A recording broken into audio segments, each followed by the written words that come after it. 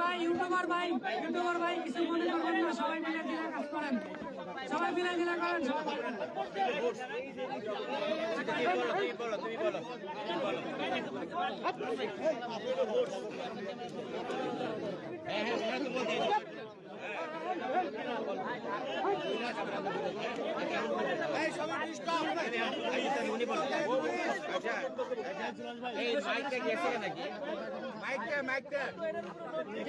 ইউসুফ ভাই আপনি একটু সময় দেন না ভাই। আচ্ছা, আমাদের এখন জনপ্রতিনিধি একজন বক্তব্য দিবে আপনাদের।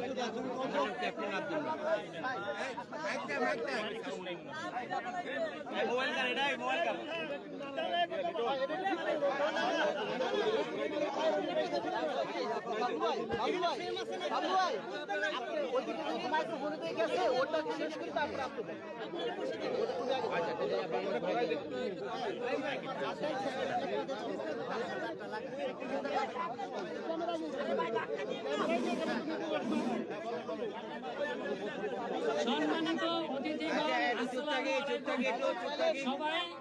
সবাই মানবতার খাতিরে চুপ থাকেন। আমরা এখানে একটা সুন্দর অনুষ্ঠানের আয়োজন করেছি, এখানে অনেক গণ্যমান্যরা আছে, আপনারা সুশৃঙ্খল ভাবে এটাকে উপভোগ করুন।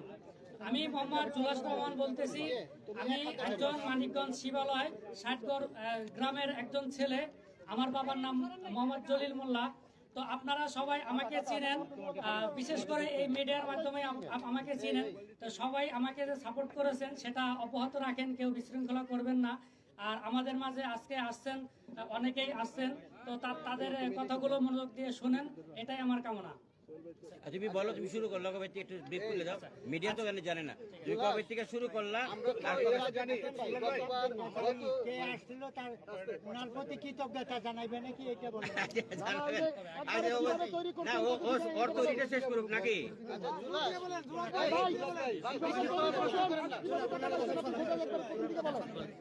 মানে বিষয়টা হচ্ছে কি, মানে শুরু থেকে জাস্ট একটু শুরু থেকে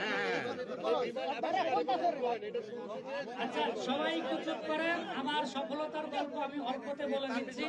তো আজ থেকে 4 বছর আগে আমি শখের বসে রিমোট কন্ট্রোল প্লেনের কাজ শুরু করি। তো তখন আমি এটা শখের বসে করেছিলাম। আর রিমোট কন্ট্রোল প্লেন একটা দুইটা করে বানাতে আমি অনেকগুলো বানিয়েছিলাম। তো সেগুলো অনেক ভালোভাবে ফ্লাই করতো। তো তখন থেকে আমার মনে হইতো যে আসলে আমার মনে হয় এই বিমানের প্রতি এক্সপিরিয়েন্সটা আমার ভালোই হবে আমি যদি এটা নিয়ে গবেষণা করি। তো তখন আমার মনে চাই যে আমি একটা আল্ট্রালাইট তৈরি করি যেটা দিয়ে আমি উঠতে পারবো।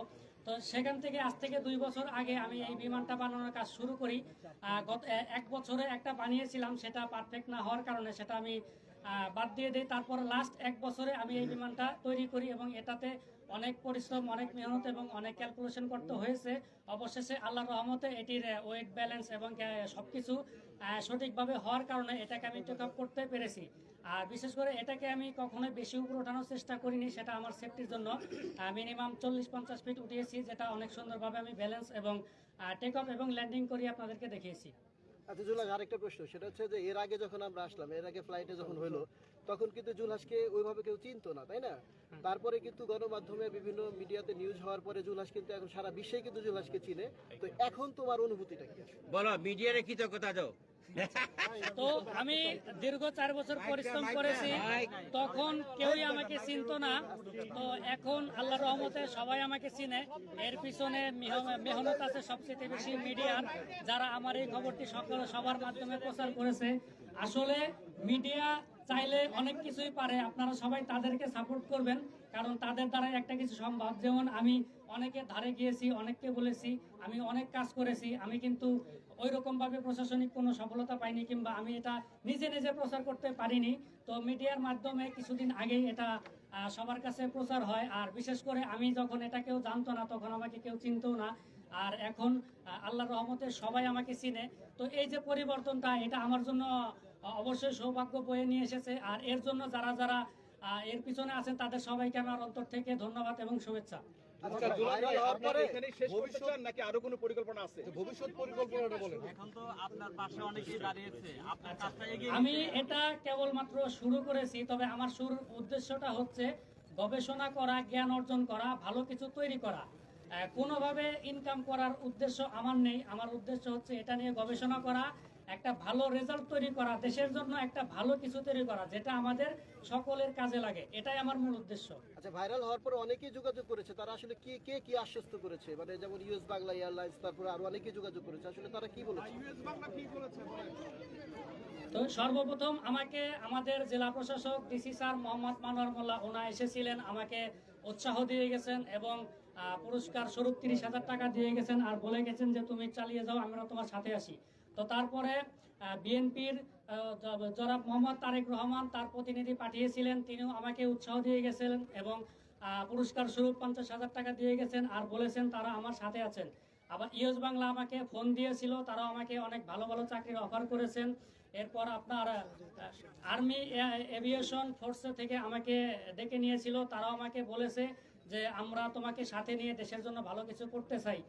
তবে কিছুক্ষণ আগে বঙ্গটেক একাডেমি এসেছিল, আমাকে একটা সম্মাননা দিয়ে গেছেন, তারাও আমার পাশে আছেন। তবে আমি যতদূর দেখতে পাচ্ছি যে বাংলাদেশের সবাই আমার পাশে আছেন।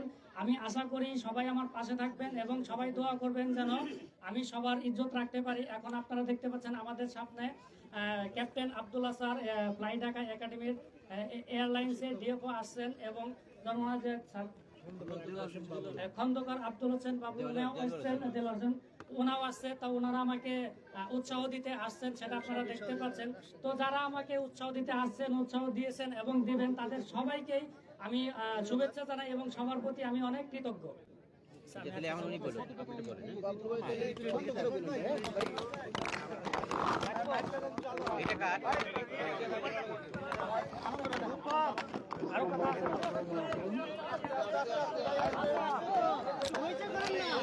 বলেন বলেন বলেন।